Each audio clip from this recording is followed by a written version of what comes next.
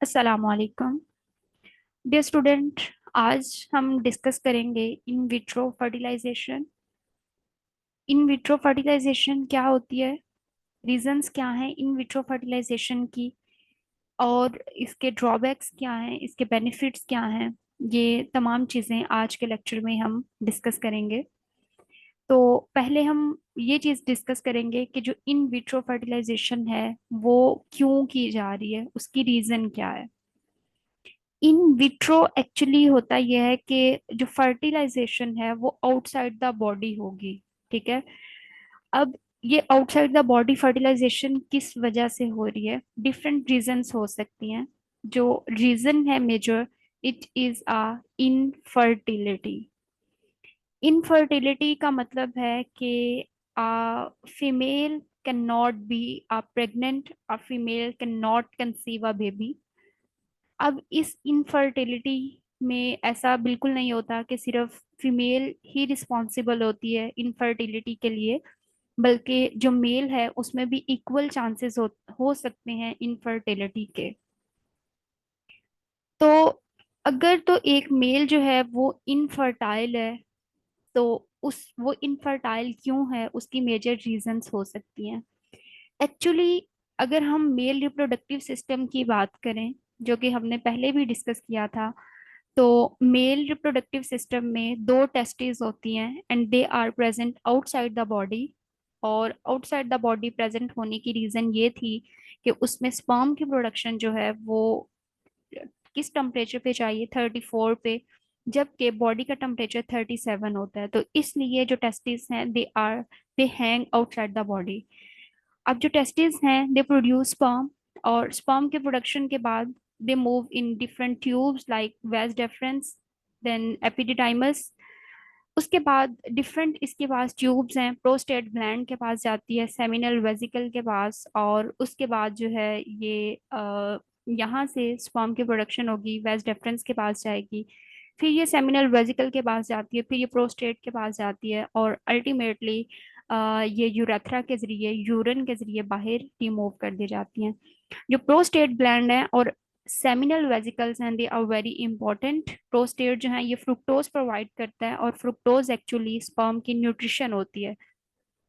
इसके अलावा bulbo इरिथ्रल gland होते हैं, सेमिनल वेसिकल्स हैं जो कि इसको फ्लूइड प्रोवाइड करते हैं, ताकि जो स्पर्म की प्रोडक्शन है, एक तो उसको न्यूट्रिशन देती हैं और दूसरा इसको प्रोटेक्शन प्रोवाइड करती हैं।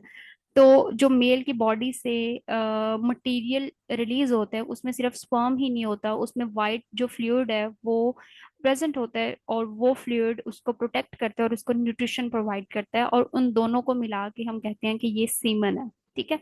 ये एक हेल्दी मेल का ऑर्गन है। अब अगर इनफर्टाइल है मेल, तो उसमें क्या हो सकता है। The first reason is आइजोस्पर्मिया।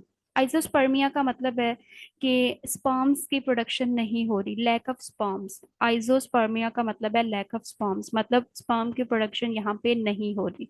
It could be different reasons, हो सकता है कि जैसे पुबर्टी के बाद, मतलब 12 से 13 साल के बाद मेल में स्पर्म की प्रोडक्शन स्टार्ट हो जाती है, और उसकी प्रोडक्शन हॉर्मोन्स की वजह से होती है, और जब भी मेल रिप्रोडक्टिव एज में पहुंचता है तो उसका हाइपोथैलेमस पिट्यूटरी को सिग्नल देता है कि वहां से एफएसएच को और एलएच को रिलीज करे, और फिर एफएसएच और एलएच जो है वो जाते हैं मेल गुनेट के पास, यानी कि टेस्टिस के पास, और वहां से एस्ट्रोजन और प्रोजेस्टेरोन हार्मोन को रिलीज करवाता है। अब यही जो दोनों हॉर्मोन्स हैं यही मेल के अंदर टेस्टिस के अंदर जाके स्पर्म के प्रोडक्शन करवाता है।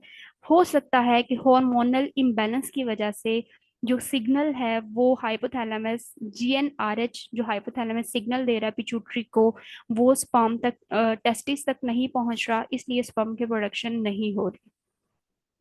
सेकेंड रीजन हो सकती है ओलिगोस्पर्मिया, मतलब स्पर्म की प्रोडक्शन हो रही है बट सफिशिएंट नहीं है कि वो एग को जाके फर्टाइल करें। ठीक है। मेजरली होता क्या है कि एक इजोकुलेशन में जो सीमन है वो 2 से 5 ml होता है, और 2 to 5 ml के अंदर तकरीबन 20 से 150 मिलियन स्पर्म होते हैं एक हेल्दी पर्सन में। ठीक है।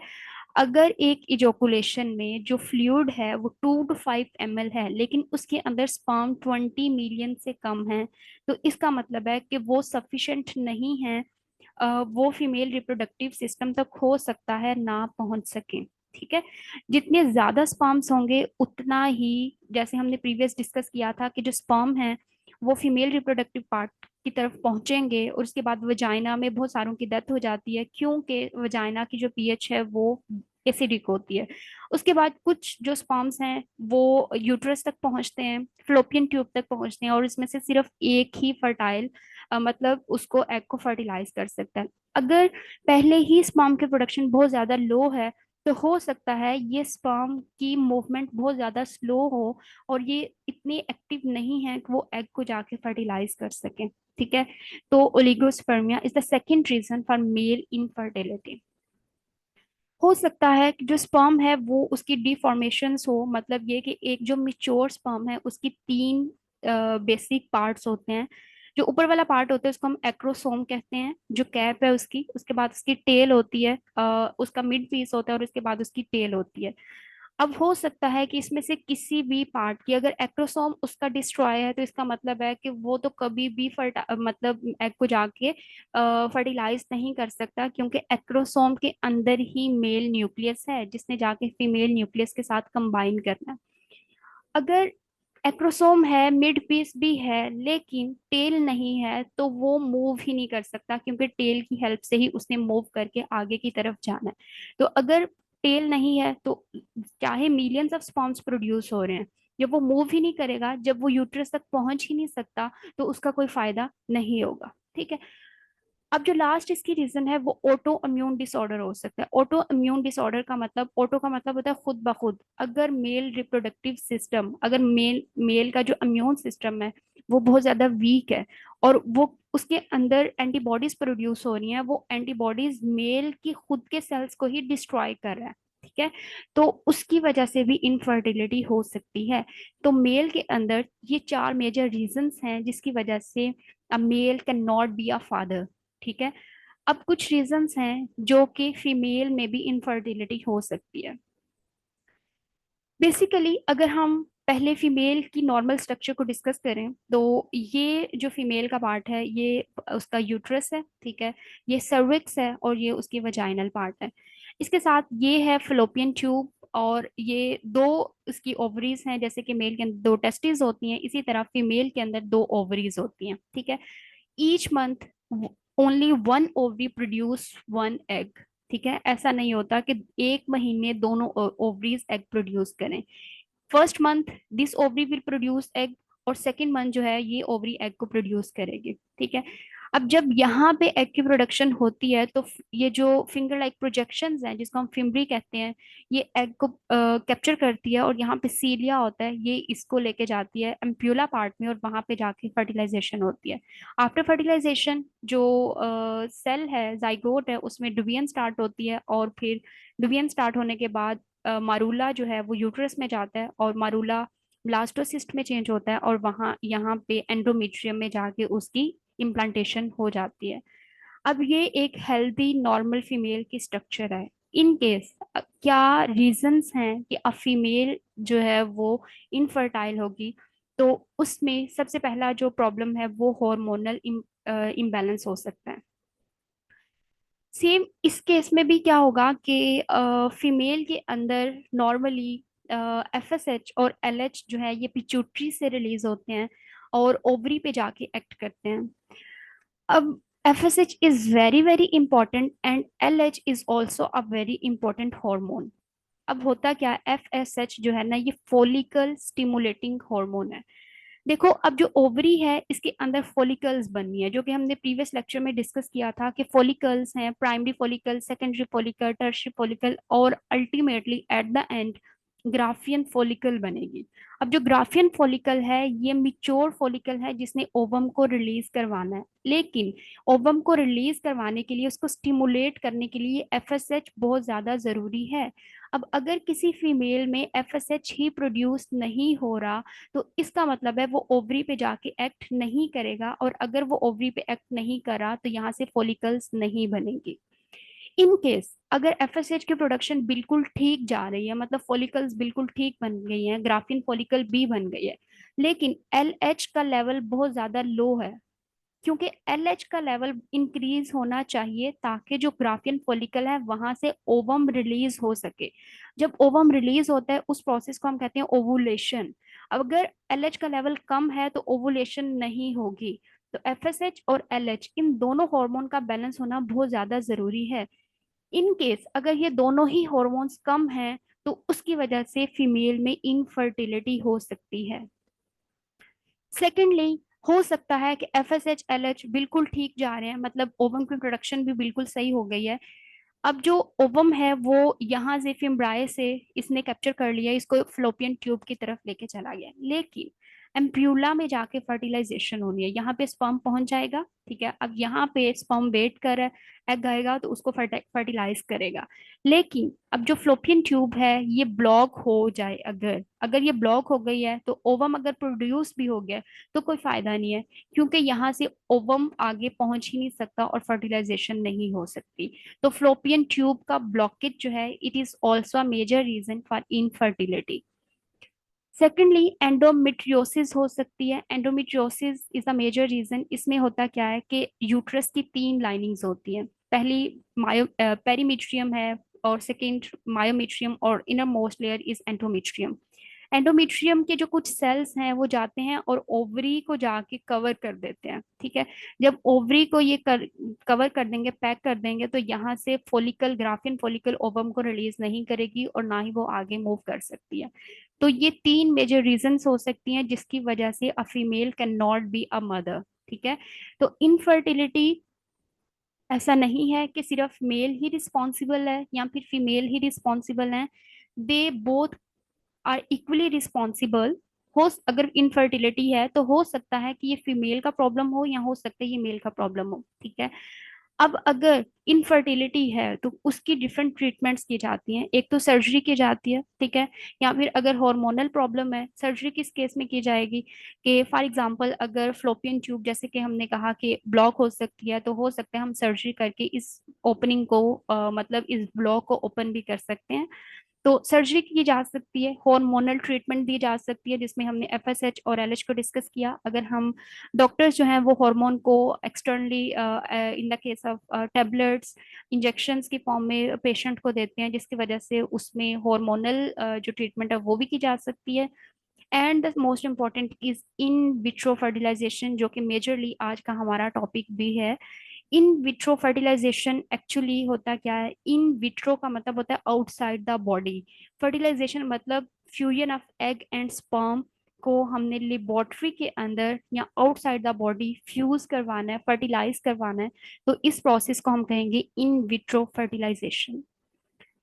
इसका सबसे पहला जो सक्सेसफुल इन विट्रो फर्टिलाइजेशन है, इसको हम टेस्ट ट्यूब बेबी भी कहते हैं, और सबसे पहला जो बेबी इन विट्रो फर्टिलाइजेशन के जरिए प्रोड्यूस किया गया था वो लंदन में 1978 में लॉइस ब्राउन को उसकी प्रोडक्शन सॉरी उसकी जो बर्थ है वो हुई थी लंदन में। ठीक है, और इसकी जो इन विट्रो फर्टिलाइजेशन थी वो रॉबर्ट जी एडवर्ड ने की थी, और इनको नोबेल प्राइज मिला था 2010 में। अब यूएसए में 1981 में इट वाज स्टार्टेड, और इसके रिजल्ट में 2 लाख लाइव बर्थ जो हैं वो भी हुई इन विट्रो फर्टिलाइजेशन की वजह से। अब एक्चुअली इसका प्रोसेस क्या होता है कि सबसे पहले हमने फीमेल की बॉडी में इंजेक्शन लगाना होता है, उसकी एब्डोमेन में, और उस इंजेक्शन में एक्चुअली होता क्या है, एफएसएच। जो एफएसएच है वो फीमेल की बॉडी में इंजेक्ट किया जाता है ताकि वहां पे ओवरी में जाके वो फॉलिकल्स को प्रोड्यूस कर सके। जब ग्राफियन फॉलिकल तक प्रोडक्शन उसकी हो जाएगी तो उसके बाद हमने क्या करना है कि ओवम को फीमेल की बॉडी से निकालना है, और निकालने के बाद उसको हमने एक पेट्री डिश में डाल देना है। ठीक है, पेट्री डिश में डाल दिया। अब उसके बाद हमने मेल से स्पर्म्स को लेना है, और मेल से तकरीबन हमने 1 लाख स्पर्म को कलेक्ट करना है। अब जब एक प्लेट जिसके अंदर हमने ओवम को रखा है, अब ओवम जरूरी नहीं कि आप एक ही लो, आप मल्टीपल ओवम्स ले सकते हो।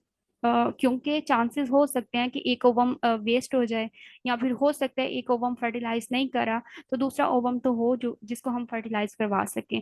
तो मल्टीपल ओवम भी आप ले सकते हो, और स्पर्म मिनिमम आपने 1 लाख स्पर्म्स लेने हैं, ठीक है। अब जो स्पर्म है, पहले तो उसके पास बहुत ज्यादा फ्लूइड होगा उसके अंदर, तो उसकी हमने पहले वॉशिंग करवानी है। वॉशिंग करवाने के बाद 6 घंटों के बाद हमने स्पर्म को उस प्लेट में डालना है जहाँ पे ओवम है, ठीक है। उसके बाद हमने इसको इंक्यूबेट करना है, और यहाँ पे फर्टिलाइजेशन हो जाएगी। फर्टिलाइजेशन होने के बाद यहाँ पे ये हमारे पास जाइगोट बना है। जाइगोट जो है, जाइगोट बनने के बाद उसमें क्लीवेज स्टार्ट हो जाएगी। जब 8 सेल स्टेज पे पहुंचेगा उसको हम मरूला कहेंगे, और मरूला के बाद ये ब्लास्टोसिस्ट स्टेज में आ जाएगा। और ये प्रोसेस 2 से 6 दिनों में कंप्लीट हो जाता है। फिर ब्लास्टोसिस्ट को फीमेल वजाइना के जरिए इंजेक्ट कर दिया जाता है यूट्रस में, और एक्चुअली कैथेटर लगाया जाता है। और इसके जरिए हम फीमेल की बॉडी में ब्लास्टोसिस्ट को इम्प्लांट कर देते हैं। और एक फर्टिलाइजेशन सिर्फ आउटसाइड द बॉडी होगी, बाकी उसकी जो डेवलपमेंट है वो मदर की बॉडी में ही होती है, ठीक है। अब इस केस में हमने एक तो यूट्रस के अंदर ब्लास्टोसिस्ट को इम्प्लांट करवाया है। दूसरा ये कि हमने प्रोजेस्टेरोन की इंजेक्शंस भी जो है ना कुछ दिनों के बाद उसको डॉक्टर जो है वो पेशेंट को चेक करते हैं, और उसके बाद जो है उसको इंजेक्शन देते हैं प्रोजेस्टेरोन हार्मोन के, क्योंकि progesterone is the major pregnancy hormone जो कि प्रेगनेंसी को मेंटेन करता है। तो यूट्रस की इम्प्लांटेशन होगी, एंडोमेट्रियम में प्रोजेस्टेरोन भी बाहर से दिया जाएगा जो कि प्रेगनेंसी को मेंटेन करेगा। और अल्टीम सक्सेसफुली जो लाइव ऑर्गेनिज्म है उसकी प्रोडक्शन होगी, उसकी लाइव बर्थ होगी आफ्टर 9 मंथ। अब कुछ रिस्क फैक्टर्स हैं, जैसे कि अगर इन विट्रो फर्टिलाइजेशन की है तो इट इज़ नॉट 100% गारंटीड कि जो हमने इन विट्रो फर्टिलाइजेशन की है उसमें जो ऑफस्प्रिंग है वो बिल्कुल हेल्दी और जो है ना वो बिल्कुल नॉर्मल हो। और हो सकता है कि ये एक दफ़ा जो हमने इम्प्लांटेशन की है वो उसमें अबॉर्शन भी हो सकता है। दूसरी जो रीजन है उसमें ओवेरियन हाइपर स्टिमुलेशन भी हो सकती है। तीसरी मल्टीपल प्रेगनेंसीज भी हो सकती है, मतलब ये कि जो हमने ब्लास्टोसिस्ट को इम्प्लांट किया है हो सकता है वो एक से ज्यादा इम्प्लांटेशन हो गई है और उसकी वजह से मल्टीपल प्रेगनेंसीज हो सकती हैं, ठीक है। अब जब इन विट्रो फर्टिलाइजेशन की जाती है, it is a quite harmful and complicated process. और जब हम उसको हार्मोन्स इंजेक्ट कर रहे हैं फीमेल की बॉडी में, या फिर ब्लास्टोसिस्ट को इम्प्लांट कर रहे हैं, तो ये क्वाइट हार्मफुल होता है और पेनफुल होता है। और लास्ट पे के it is a very expensive, ठीक है। बट जो है इसकी बहुत ज़्यादा प्रैक्टिस की जा रही है, और the parent which can not be a father a mother in natural, उसको साइंस ने ये फैसिलिटी प्रोवाइड की है कि they also can be a mother and father in different ways, जैसे कि इन विट्रो फर्टिलाइजेशन है। होपफुली आज का लेक्चर आपको पसंद आया है। अगर आपको आज की वीडियो अच्छी लगी है तो प्लीज़ वीडियो को लाइक करें, शेयर करें, सब्सक्राइब करें। अपना ख्याल रखिएगा। अल्लाह हाफिज।